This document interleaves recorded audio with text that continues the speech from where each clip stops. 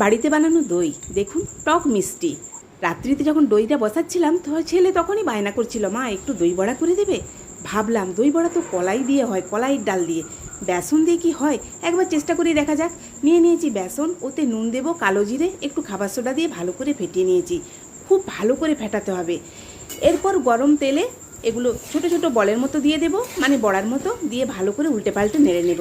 এইদিকে জল বসেছি, ঈষৎ উষ্ণ গরম হবে যাতে হাত দেওয়া যায়, একটু নুন দিয়ে দেবো। ব্যাস, বড়াগুলো ভাজা হয়ে গেছে।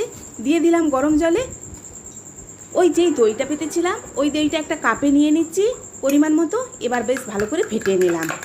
একটা প্লেট নিয়েছি। এবার এই বড়াগুলো আস্তে আস্তে জল টিপে ওর মধ্যে দিয়ে দেব, মানে ওই সাজিয়ে দেবো যাকে বলে।